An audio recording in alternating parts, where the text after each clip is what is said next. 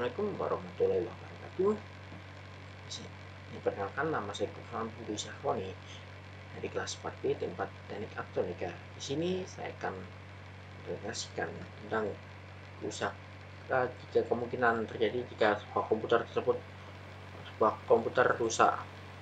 Ini saya menggunakan aplikasi atau sebuah game yang bernama PC Building Simulator, dimana di game ini kita bisa mesimulasikan membuat PC atau sebagainya yang berhubungan dengan komputer.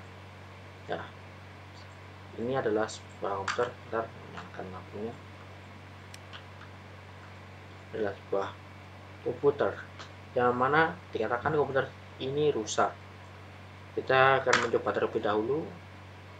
Pertama kita sambungkan terlebih dahulu kabel powernya ke power supply dari stop kontak. Kedua, bisa kita sambungkan kabel mouse, keyboard dan sebagainya. Tapi jika tidak perlu ya tidak apa-apa. Kita bisa masukkan kabel VGA untuk menyambungkan ke monitornya. Ya, di sini ada monitornya. Yang pastikan kabel VGA tersebut menancap dengan benar. Nah, kita menyalakan tombol powernya. Apakah tidak menyala? Indikatornya tidak menyala. Ketikkan sekali lagi. Indikator tidak menyala. Ya, pertama yang kita harus lakukan adalah melepas kabel power yang terhubung ke power supply, kabel VGA, kabel USB, dan jumper. Selanjutnya kita akan membuka casing pada komputer tersebut, casing depannya dan casing belakangnya.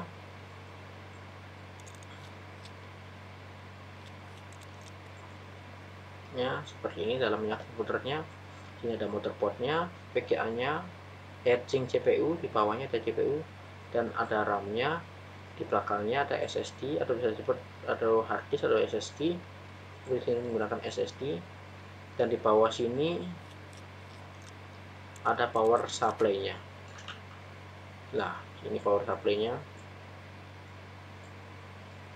Selanjutnya, dikarenakan karena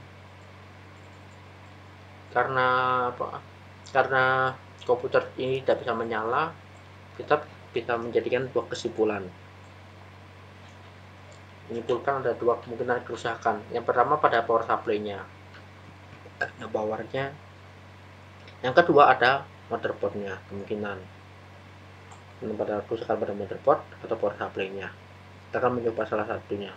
Ya, pada power supply lebih gampangnya kita harus menggunakan tester multimeter alat pengukurnya tegangannya. Ya, jika tidak ya kita harus melepaskan satu-satu komponennya, kabel-kabel yang terhubung. Kita akan mengganti dengan yang baru dan mencoba apakah power supply tersebut menyala atau tidak.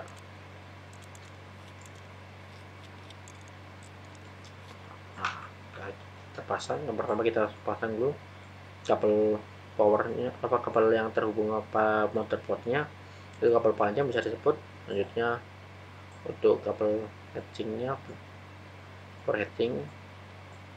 Nah, di sini kita tidak memerlukan kabel VGA sama hard disk, kita cuma mengecek apakah bisa menyala tidak. Ini kita akan memasang kabel powernya dulu, atau kabel power supply-nya. Sudah, kita coba nyalakan.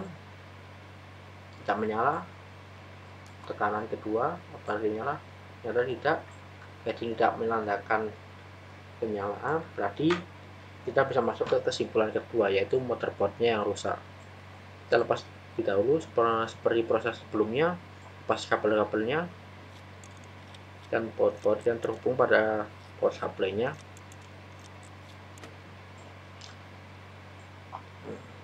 Kita lepas terlebih dahulu VGA-nya, yaitu ini pin lock-nya, pengunci VGA-nya.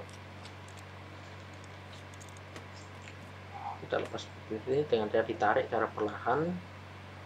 Ini ya, kita melepas terlebih dahulu tombol kabel untuk menghubung pada casingnya untuk menyalakannya, push buttonnya.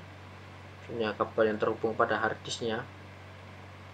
Selanjutnya kita akan melepas CPU-nya bersama heatsinknya ya. Lepas CPU-nya. Selanjutnya untuk memorinya atau RAM-nya lepas, dan kita masuk ke bagian terakhirnya itu melepas board motherboardnya.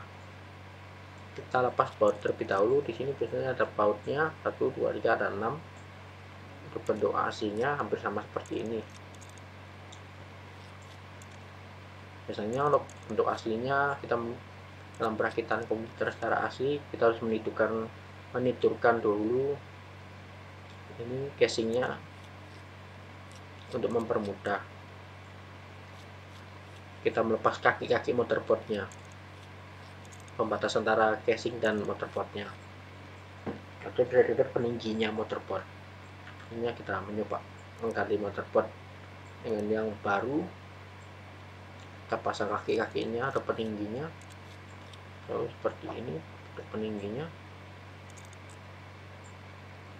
pasang. Pastikan terpasang dengan rapat. Selanjutnya motherboardnya kita pasang, jangan lupa dibaut.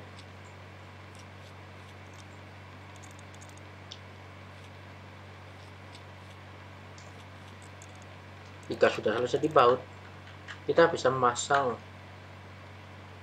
CPU terlebih dahulu atau RAM terlebih dahulu. Di sini saya akan memasang RAM terlebih dahulu dan menggunakan RAM Zen 4 GB yang tadi kita gunakan. Pasang RAM-nya. Selanjutnya kita membuka penguncinya dari CPU-nya. Pasang CPU-nya, kita tadi menggunakan RAM FFP generasi 6 dari Intel. Dan selanjutnya untuk proses selanjutnya adalah jangan lupa kita memasang thermal pasta, karena penghantar dinginnya adalah thermal. Penghantar dingin dari kipas atau heatsink atau fan untuk CPU adalah thermal. Itu adalah hal penting. Selanjutnya kita jangan lupa memasang terlebih dahulu powernya. Jadi kita menggunakan yang 400 watt. Pasang terlebih dahulu. Membaut yang bagian bautnya,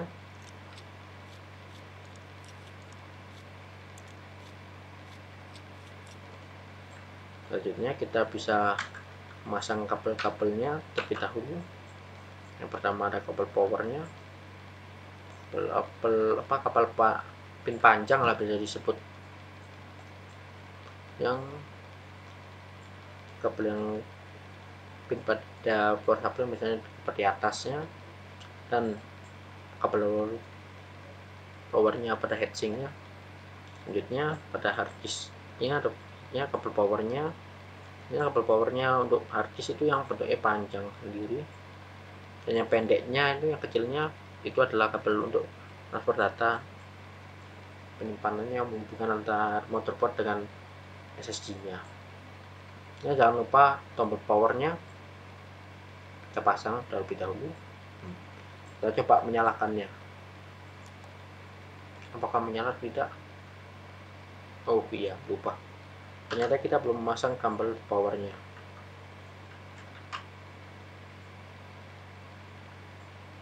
Jika sudah, kita mencoba menyalakan. Ya, kipas menyala, berarti menandakan motherboardnya bisa. Kipasnya kecilnya adalah tanda motherboardnya bisa. Matikan. Biasanya kalau untuk motherboard yang asli begitu disebut ada indikatornya. Untuk yang terbaru ada indikatornya, itu indikator LED-nya biasanya. Untuk menyala ada biasanya, kalau punya saya sendiri itu ada lampu indikator merahnya. Ini kita pasang itu VGA-nya, VGA card-nya. Jika sudah, pasang kabel power VGA powernya.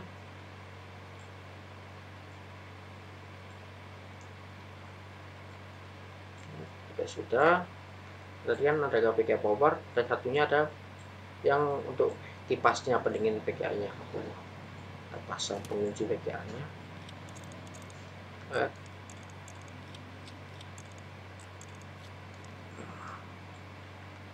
Jika sudah semua terpasang, kita pastikan terlebih dahulu apakah RAM terpasang, heatsink terpasang, kabelnya, VGA nya terpasang, harddisknya terpasang. Jika sudah pasti, kita bisa menutup casing-casing pada komputer ini. Kita mencoba menyalakan printer terlebih dahulu, belum bergerak lebih jauh. Nyalakan, ya, kipas VGA menyala. Yang VGA menyala berarti menandakan VGA tersebut bisa. Kipas menyala menandakan bisa. Selanjutnya kita coba terlebih dahulu, yaitu kabel VGA nya ke monitor.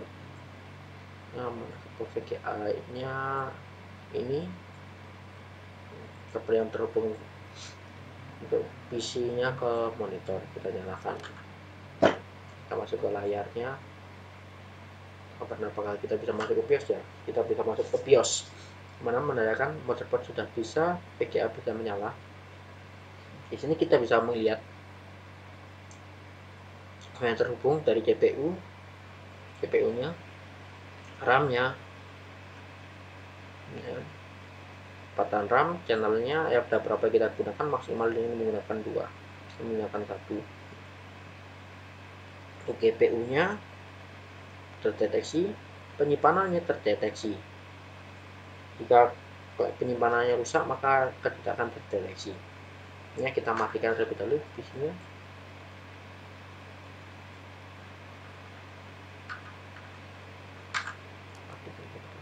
Pasang casing-casingnya.